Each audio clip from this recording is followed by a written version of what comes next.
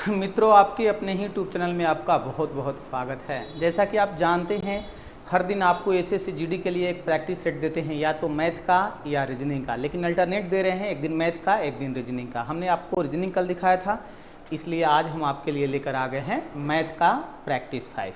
ठीक है, हम आपके डिस्क्रिप्शन में लिख देंगे कि ये कितना नंबर सेट है। जो लोग ऑफलाइन एग्जाम दिए होंगे और मैथ का सोल्यूशन नहीं हुआ होगा तो यहाँ से वो वीडियो देख लेंगे। आप ध्यानपूर्वक देखिए, ये वीडियो आपके लिए बहुत उपयोगी होगा और ये प्रीवियस क्वेश्चन को ध्यान में रखते हुए दिया गया है एसएससी जीडी का, इसलिए गौर से देखा जाए। चलते हैं हम लोग अपने प्रश्न पर।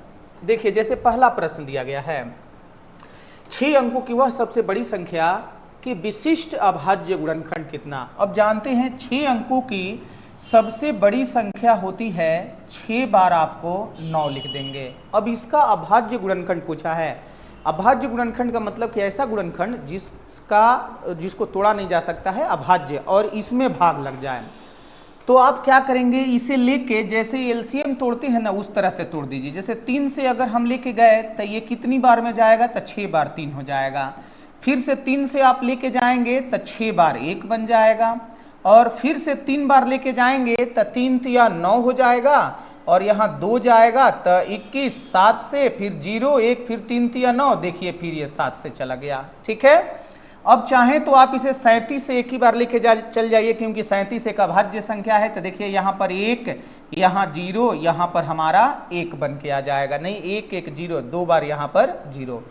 और दूसरी बार 11 से लेके चल जाइए तो 11 से 9 बार में हमारा 91 हो जाएगा, और फिर मिलेगा 9 बार में 99 हो जाएगा। 99 के बाद 1 मिलेगा, 1 बार में चल जाएगा।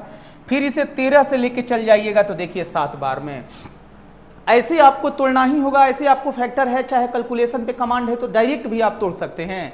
अब यहां से देखिए अभाज्य गुणनखंड में क्या मिला, पहला हमको 3 मिला। ऐसा गुणा नहीं करना है, बस संख्या देखना है। पहला क्या मिला, 3 मिला।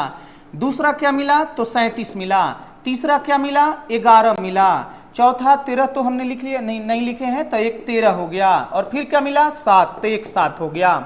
अगर हमसे ये पूछा जाता कि वो अभाज्य गुणनखंड संख्या कौन सी है, तो हम लोग लाइन से आंसर बताते, 7 3 37 11 और 13। लेकिन पूछा है कि नहीं कितनी है, तो गिन लीजिए, 1 2 3 4 5, और इनकी संख्या बन के आ गया 5, इसलिए आपको अपना आंसर दे देना है 5। क्लियर है।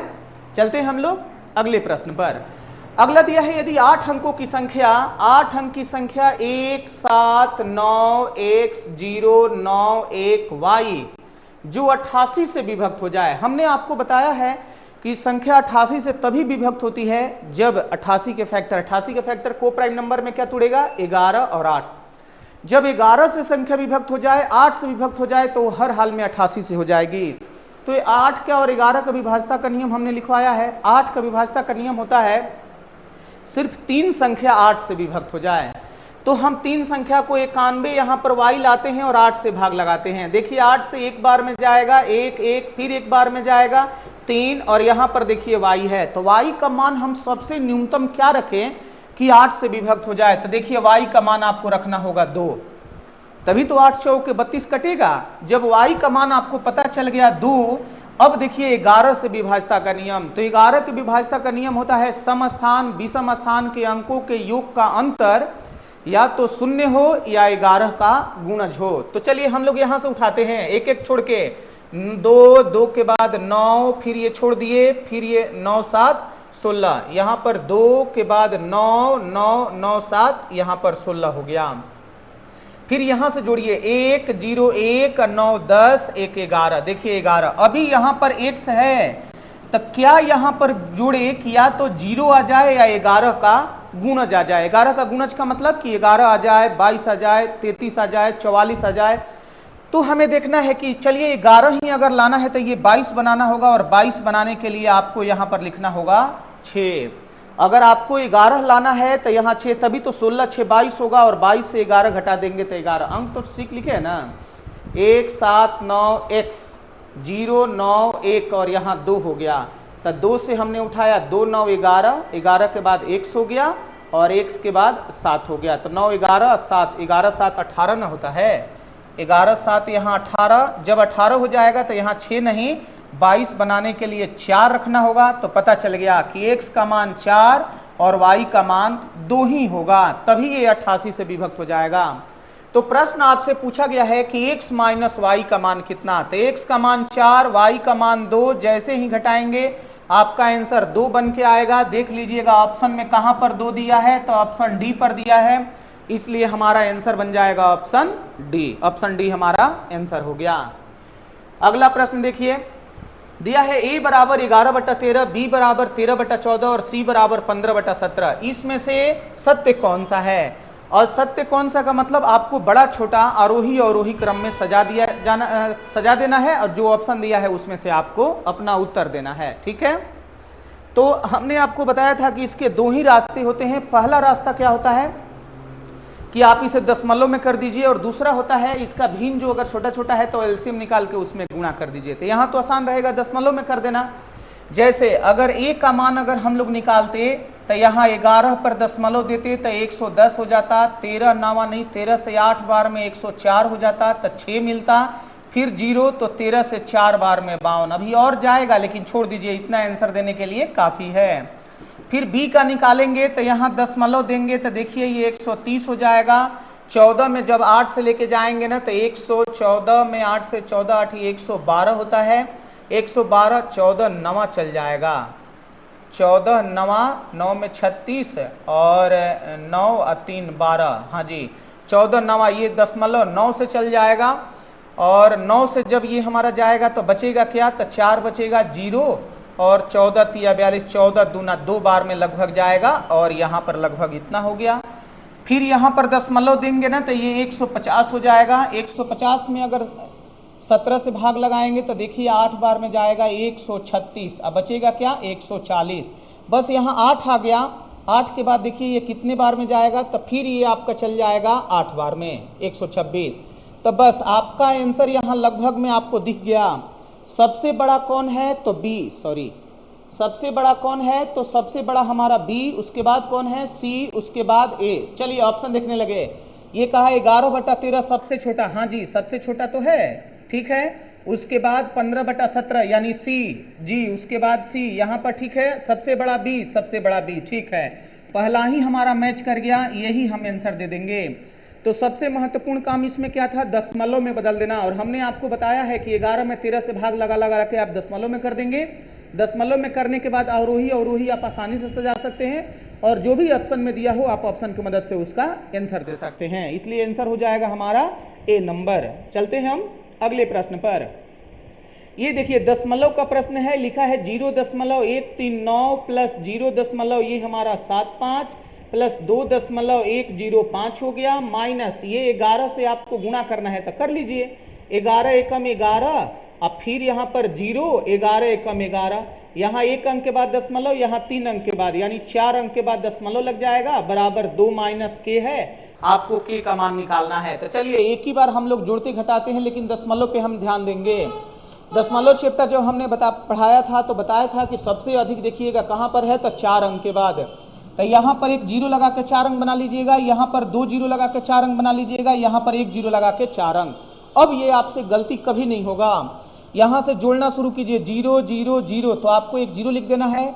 ये 5 0 और 9 5 14 का 4, एक हमारा बचा है 1 5 6 और 3, 6 3 हमारा 9 होता है, 1 7 8 और 1 9, देखिए 9 हो गया, और ये बन गया 2.40। यहाँ माइनस 1.1011 है, जबकि 2 माइनस के इधर भी है। अब यहाँ से यहाँ घटाइए, ये देखिए 10 से अगर हमारा 1 घटाएंगे तो हमारा 9 होगा, जबकि ये 3 से 1 घटाएंगे तो 2 हो जाएगा, 9 के 9 मिल गया, 9 से 1 घटाएंगे तो ये हमारा 8 हो गया, और 2 से घटाएंगे तो देखिए 1.892 बराबर 2 माइनस के। अब के को बराबर के इस तरफ लाना है और 2 में से ले जाके घटाना है 1.8929। तो हमने आपको ये भी बताया था कि थोड़ा सा सुविधा हो, इसके लिए यहाँ दशमलव के बाद 4 को 0 लगा दीजिएगा। यहाँ 10 से 9 घटाइएगा, देखिए 1 मिलेगा, फिर 9 से 2 घटाएंगे तो 7 मिलेगा, फिर 9 से 9 घटाएंगे 0 मिलेगा, 9 से 8 घटाएंगे तो 1 मिलेगा दशमलव। उसके बाद यहाँ पर 2 है, यहाँ पर 1 है, तो 1 से 1 घटाएंगे 0 मिलेगा, और हमारा आंसर बन के आ जाएगा 0.1071। खोज लीजिए कहां पर दिया गया है, तो ऑप्शन ए पर दिया गया है और हमारा आंसर बन के आएगा 0.1071। अगर आप डेसिमल चैप्टर पढ़े होंगे तो उसमें हमने ये सारा बताया है, या फ्रैक्शन चैप्टर में भी हमने बताया था। अगर नहीं पढ़े हैं तो वीडियो सेक्शन में जाइए और देख लीजिए डेसिमल और फ्रैक्शन का। अगर वहां से भी नहीं तो कमेंट करके पूछिए, क्लास में आके पूछिए। जो नहीं आते हैं कमेंट करें, हम आपको वीडियो बना के एक दे देंगे। आगे आंसर हमारा 0.1071। चलते हैं अगले प्रश्न पर। एक बल्लेबाज ने टोटल 110 रन बनाया, उसमें से 3 चौका अगर मारते हैं तो ये हमारा 12 रन हो गया, और 8 छक्का अगर मारते हैं तो ये 48 हो गया। जब इसको जोड़ देते हैं तो ये 60 हो गया। 60 इसमें से घटा के देखिए पता चल गया कि 50 रन उसने दौड़ कर लिया। देखिए तो पूछा है कि दौड़कर वो जितना लिया, स्कोर बनाया, उसका प्रतिशत बताइए। तो यहां से हमें पता हो गया कि 50 रन तो दौड़ के बनाया था, कितने में, तो 110 में। प्रतिशत के लिए 100 कर देना है, यही तो हमारा प्रतिशत बन के आएगा। यहां से शून्य हमने कटा दिया तो पता चल गया कि 500/11 होगा, और पूर्णांक में कर दीजिए। 11 से 4 बार में 44 हो गया, 6 60 हो गया, 5 बार में 55 और 5 60। आंसर हमारा बन के आ गया 45.5/11। कहां दिया है जी, तो ऑप्शन बी पर दिया है 45.5/11। यही हमारा आंसर हो गया। जितना स्कोर बनाया वो ऊपर लिखना होता है, जितना टोटल रन था वो नीचे लिखना है। प्रतिशत के लिए 100 लगा देना है, आपका वैल्यू बन के आ जाएगा 45.51। चलते हैं हम अगले प्रश्न पर। दो संख्या 3:5 के अनुपात में है। यदि दोनों संख्या में 12 जोड़ दिया जाए तो अनुपात 5:7। देखिए दो संख्या 3:5 के अनुपात में है, ये संख्या है। इन दोनों में अगर हम 12 जोड़ देते हैं तो 5:7। तो पूछा है ऊपर जो संख्या दिया गया है उसका योग बताइए, यानी 5 3 8 यूनिट का वैल्यू आपसे पूछा है। यहां देखिए इसमें भी 12 जोड़ा गया है और इसमें भी 12 जोड़ा गया है, दोनों तरफ 12। हम देखेंगे कि यूनिट कितना बढ़ा है, तो 5 से 7 जाने में 2 यूनिट बढ़ गया, और 3 से 5 जाने में भी 2 यूनिट बढ़ गया। पता चल गया कि दोनों तरफ 2 यूनिट बढ़ा, क्योंकि आपने दोनों संख्या में 12 जोड़ दिया था, तो 2 यूनिट का वैल्यू 12 हो गया।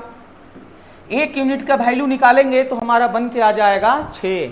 और आपसे अगर योग पूछा है तो 3 5 8, 8 यूनिट का वैल्यू 8 गुणा वही यूनिट का मान 6 रख दीजिएगा, आपका आंसर बन के आ जाएगा 48। आपका जहां पर भी ऑप्शन हो वहां से ऑप्शन उठा के दे दीजिए, आपका आंसर 48 ही आएगा।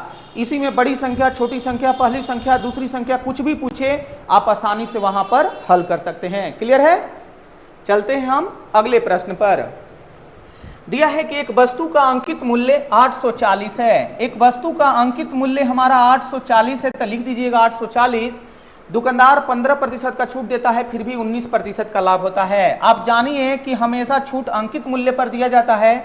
15 का छूट देंगे तो 85/100। क्रयमूल्य नहीं पता है, लाभ हानि हमेशा क्रयमूल्य पे होता है। 19 का अगर हुआ तो 119% लिखेंगे, क्योंकि फेस हमारा 100 होता है। अगर छूट देना है तो 100 से घटता है, और लाभ होता है तो 100 से ही बढ़ जाता है। जहां 19 का लाभ हुआ देखिए 119 लिख दिए, जहां 15 का डिस्काउंट हुआ, 15 का छूट हुआ देखिए वहां 85 लिख दिए। छूट हमेशा अंकित मूल्य पे दिया जाता है, जबकि लाभ हानि हमेशा क्रयमूल्य पे दिया जाता है, किया जाता है। तो देखिए किए हैं, अगर अंकित मूल्य पे छूट दे देंगे तो हमारा विक्रय मूल्य ही बन के आता है, और क्रयमूल्य पे लाभ हानि दिखाएंगे तो हमारा विक्रय मूल्य ही बन के आएगा। ठीक है, अब यहां से देखिए 100 से 100 हमारा खत्म हो गया। 17 से 5 बार में, 17 से 7 बार में, 7 से ये कट गया 120 बार में। क्रयमूल्य अगर निकालना है तो 120 गुणा 5 करके देखिए आपका क्रयमूल्य बन के आ गया 600, इसलिए हमारा आंसर हो गया 600। क्रयमूल्य कहाँ 600 है, ऑप्शन ए पर है, इसलिए आपको अपना आंसर दे देना है 600। ठीक है, ठीक है, तो ठीक है। देखिए अगला प्रश्न है, ये आपका सिंप्लीफिकेशन का सिर्फ गुणा भागा दिया हुआ है, तो चलिए करते हैं। पहले पूर्णांक तोड़ते जाते हैं। 6 पूर्णांक 2/3, तो ये 20/3 हो गया।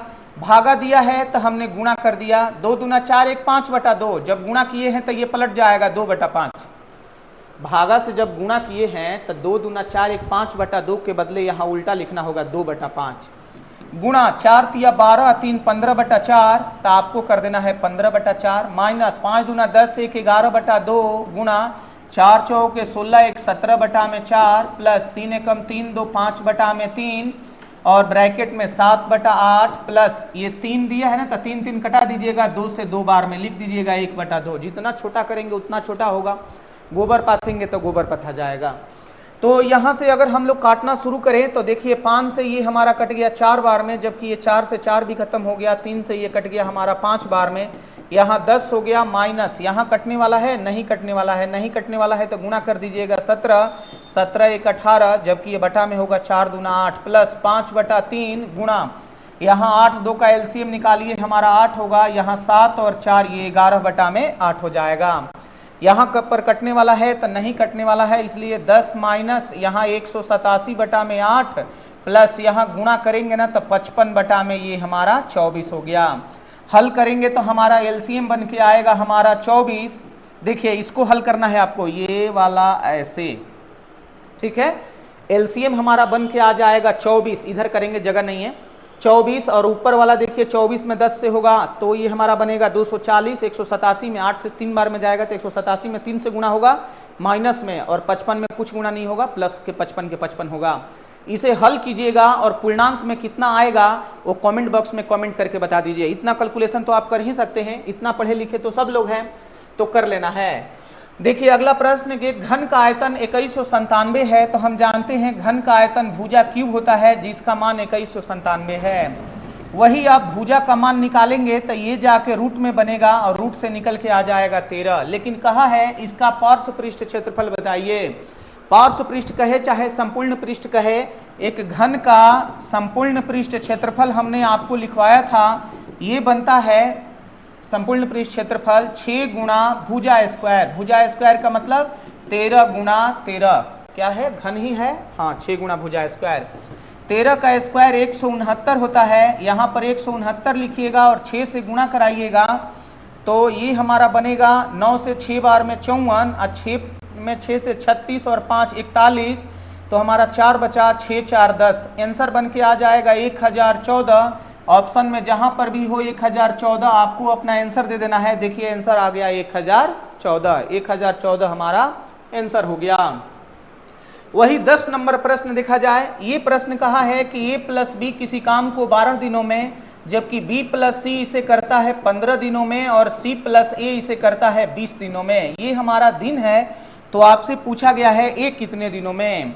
अगर 12, 15, 20 का अगर हम एलसीएम निकालते हैं तो कार्य हमारा 60 बनेगा, जबकि क्षमता 5, 4 और 3 हो जाएगा। यहाँ से अगर जोड़े तो 2 बार ए है, 2 बार बी है और 2 बार सी है, जबकि इधर जोड़े तो 5, 4, 9, 3 हमारा 12 हो जाएगा। 2 से कटा दीजिएगा, ए बी सी का क्षमता 6 आ गया। लेकिन आपसे प्रश्न पूछा है ए कितने दिनों में, तो ए का क्षमता निकालना होगा। ए का क्षमता के लिए ए बी सी का क्षमता 6 लिखना होता है और बी सी वाला 4 घटा देंगे तो ये ए का क्षमता बन के आ गया।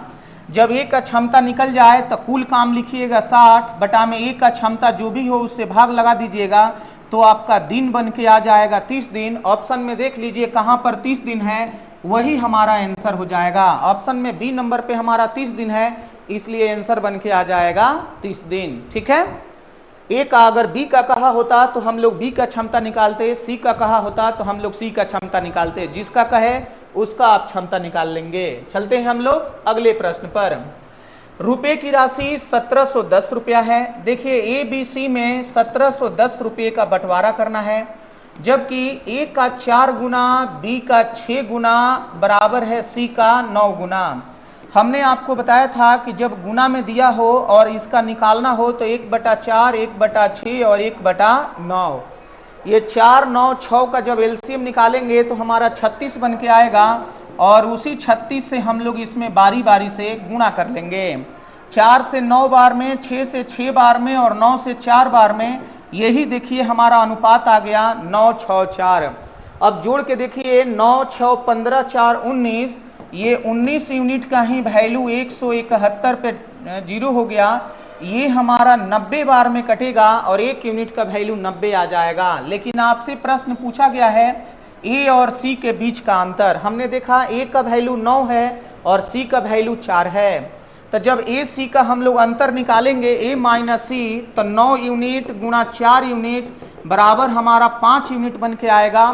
इसलिए 5 यूनिट का वैल्यू 5 गुणा 90 करके देखिए, आपका वैल्यू बन के आ जाएगा 450। देख लीजिए ऑप्शन में कहाँ 450 दिया है, जहां पर भी दिया हो आपको अपना आंसर 450 ही देना है। 450 बन गया हमारा आंसर। चलते हैं अगले प्रश्न पर। दिया है कागज का आयताकार शीट 88 सेंटीमीटर गुना 10 सेंटीमीटर है। ये हमारा एक शीट है जिसकी ये चौड़ाई दिया गया है 88 सेंटीमीटर और इधर से ये दिया गया है 10 सेंटीमीटर।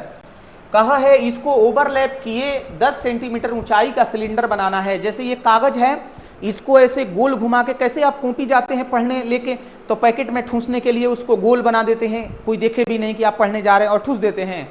तो वैसे ही अगर चौड़ा कॉपी है उसको ऐसे रोल बनाएंगे, गोल बनाएंगे, तो कहा है कि ऊंचाई आपको 10 देना है।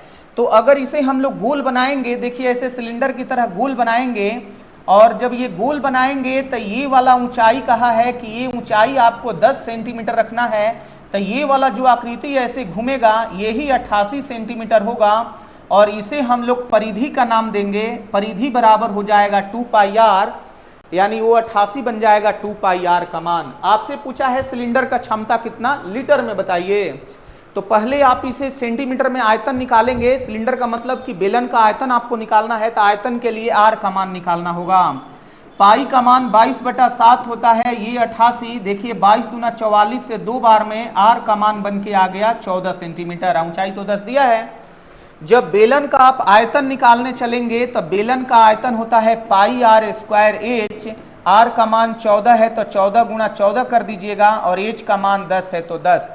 ये हमारा घन सेंटीमीटर में आएगा। इसे आप कटा दीजिएगा, लेकिन लीटर में कहा है तो घन सेंटीमीटर को लीटर में बदलने के लिए 1000 से भाग लगाया जाता है, इसलिए यहाँ 0 से 0 हमने कटा दिया।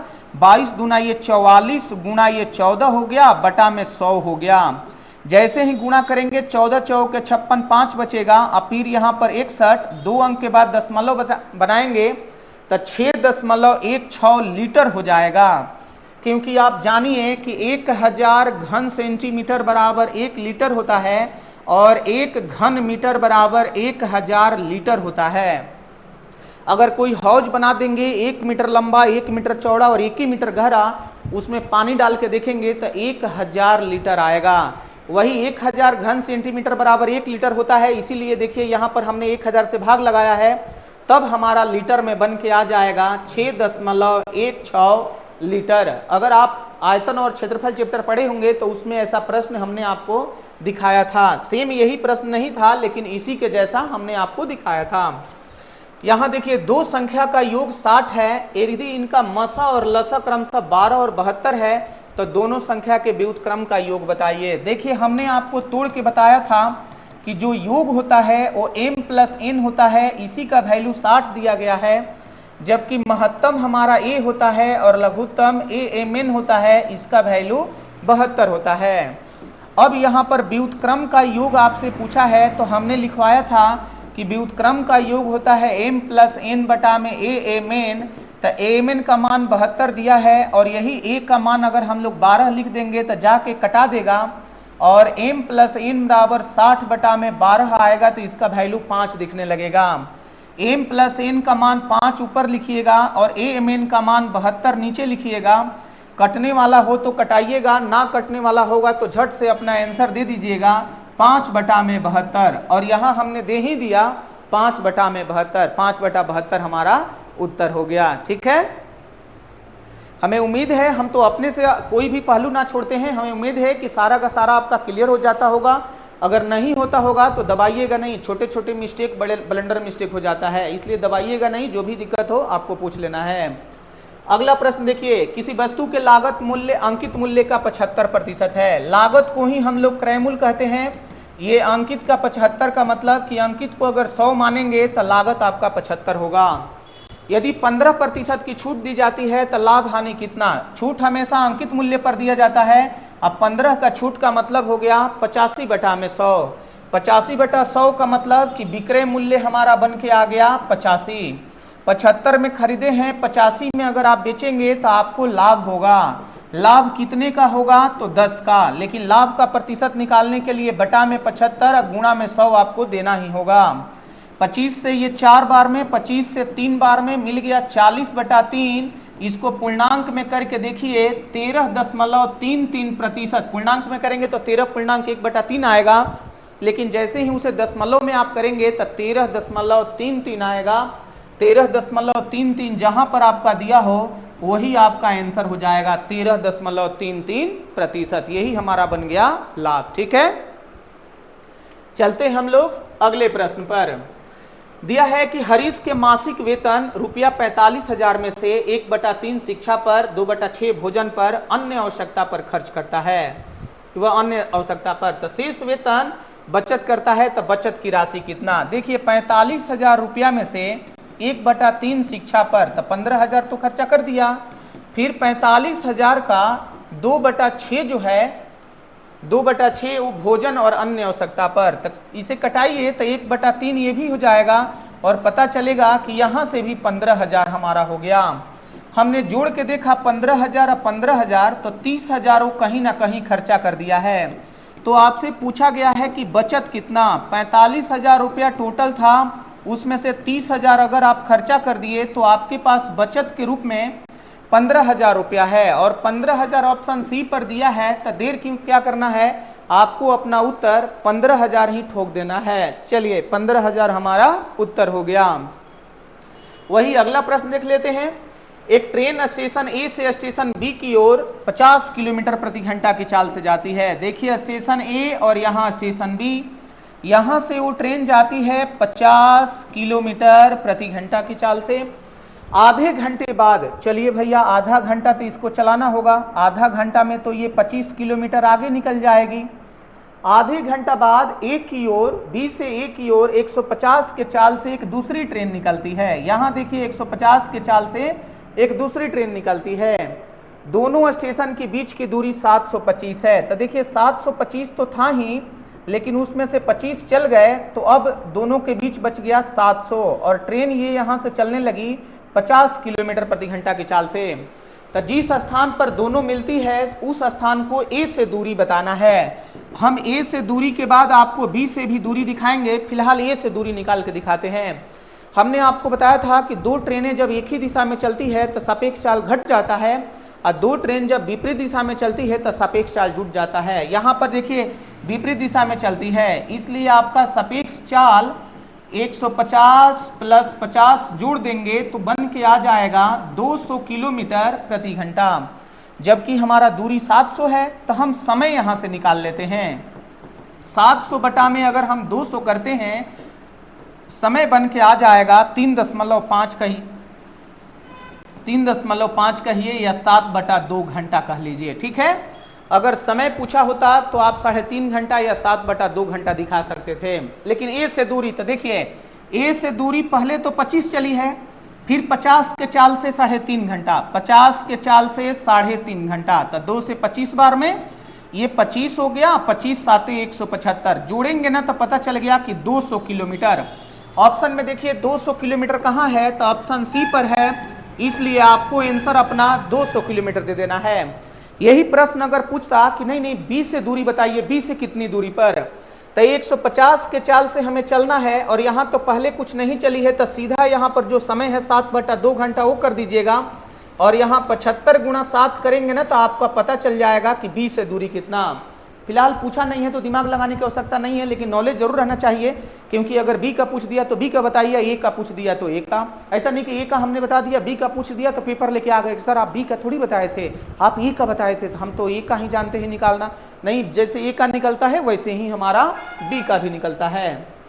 अगला प्रश्न देखें। एक क्रिकेट खिलाड़ी पहले 10 ओवर का रन रेट 3.2 था। अगर 10 ओवर का हम रन रेट देखें तो 3.2 था, यानी 10 ओवर में उन्होंने 32 रन मारा है। 282 का लक्ष्य, जो दूसरा टीम खेल रहा है वो 282 का लक्ष्य दिया है, जिसमें से आपने 32 रन मार दिया, तो और आपको मारने को रह गया 250 रन। तो 40 ओवर में, यानी 40 ओवर में आपको मारना है 250, तो कहा है कि उसका रन रेट बताइए। रन रेट का मतलब कि एक ओवर में उसे कितना रन मारना होगा, तो 250 बटा में 40 कर दीजिए। जैसे ही 0 खत्म, दशमलव में आपका आंसर दिया है, 25 में 4 से भाग लगा के देखिए 6.25 आएगा और जहां पर भी 6.25 होगा वहां आपको अपना आंसर दे देना है। देखिए एक ओवर का बन के आ गया 6.25, तो हमारा आंसर हो गया 6.25। अगला देखिए 18 नंबर। साधारण ब्याज पर एक राशि 3 साल में 815, साधारण वर्ष यानी एसआई से 3 वर्षों में 815, जबकि 4 वर्ष में एसआई से हो जाता है 854 रुपया। तो आपसे पूछा गया है कि वह राशि कितना, वह राशि का मतलब मूलधन आपको बताना है, जबकि ये जो दिया रहता है वो मूलधन है, सॉरी मिश्रधन है।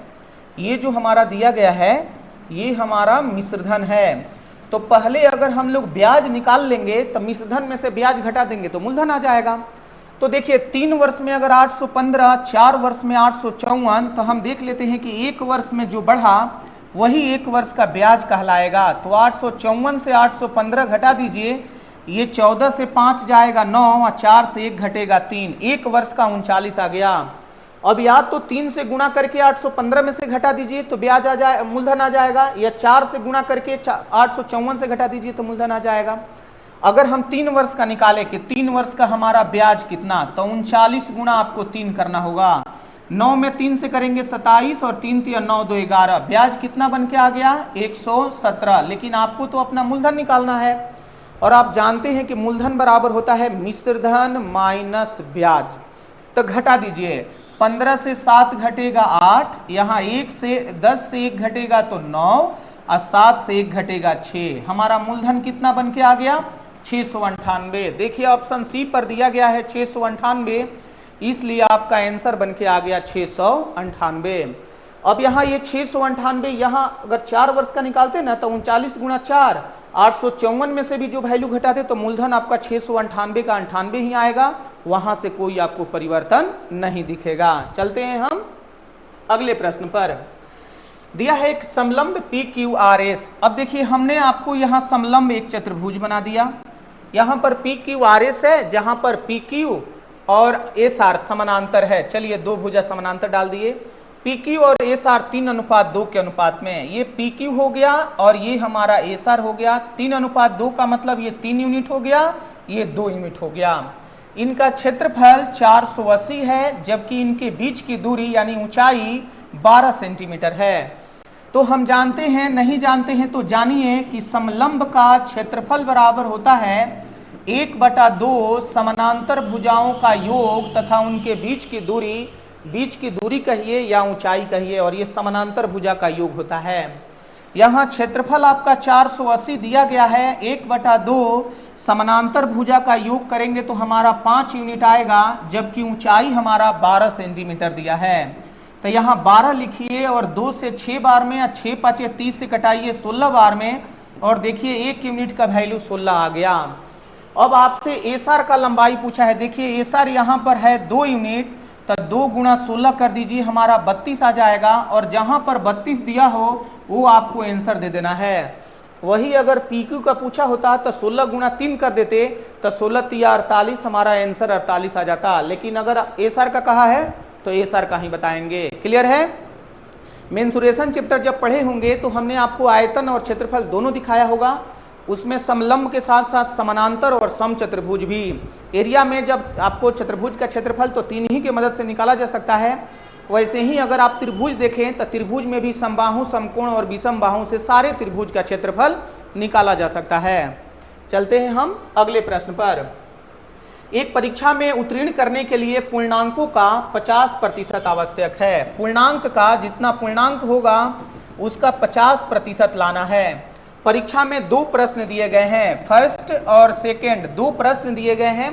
एक छात्र ने 200 पूर्णांक वाला पहला, यानी 200 पूर्णांक वाला पहला है उसका 40%, तथा परीक्षा में होने के लिए 150 पूर्णांक वाला जो दूसरा है उसमें कितना प्रतिशत लाना होगा। यानी प्रश्न दिया है कि 2 परीक्षा लिया गया, एक में उसने 40% अंक लाया और दूसरे में कितना लाया कि टोटल का 50% आ जाए। तो आपको लिखना है यहाँ 200 का पहला में 40%, फिर 150 का दूसरे में कितना प्रतिशत, बराबर दोनों को जोड़ दीजिए तो 200 और 150 350 का टोटल 50% हो जाए। यहाँ पर वाट का मान निकालना है, जबकि इसे हल करेंगे तो ये लगभग में आएगा, तो लगभग में आंसर दे देंगे। देखिए जब यहाँ प्लस में रहता है तो नीचे नीचे ये 100 के साथ ये 100 कटाया जा सकता है, लेकिन यही गुणा में रहता तो 100 से एक ही 100 कटता। प्लस में रहता है तो समझिए कॉमन ले लिए, कॉमन लेके कटा दिए। वहीं यहाँ से एक अंक उठाएंगे अगर 50, तो 50 से कम 50, तो यहाँ दोनों कटाना होगा, 50 तिया 150 और 50 चौके 200। अब 4 में 40 से गुणा कीजिए, 160 हो जाएगा, प्लस 3 गुणा वाट हो जाएगा बराबर 350। ये 3 गुणा वाट हो गया और 150 जाके जब 160 घटा देंगे 350 से, तो पता चल जाएगा कि 190 बन के आएगा। वही वाट का मान निकालेंगे तो 190 बटा में 3 आ जाएगा। इसे कटा के देखिए, 6 तिया 18 हो गया, 1 जाएगा, 3 तिया 9 हो जाएगा, फिर 1 आएगा और इतना लगभग आएगा 63.33%। 63.33 दिया है, तो लगभग में देखिए ऑप्शन में या तो 63 होना चाहिए या 64। तो यहाँ पर हमारा 63 तो नहीं दिया है लेकिन 64 दिया है, तो आपको अपना आंसर 64% दे देना है। देखिए 64 के बाद 65, 68 और 60 दिया है, तो 63.33% के लगभग में हमारा डी नंबर ऑप्शन है, तो आपको अपना 64% आंसर देना है। फिलहाल हम लोग 20 क्वेश्चन पर पहुंच गए। एसएससी जीडी में एक सेट में 20 ही प्रश्न होते हैं।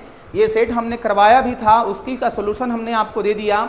तो जो लोग अगर सेट मारे होंगे वो अपना चेक कर लेंगे, जो नहीं मारे होंगे वो ध्यान में रखें, क्योंकि हमने कईयों बार कहा कि हमने जो भी प्रश्न डाला है पीछे के प्रीवियस ईयर को और आगे के अनुमानतः हमने क्वेश्चन ऐसा सेट किया है कि जो आपके एग्जाम में टच होगा।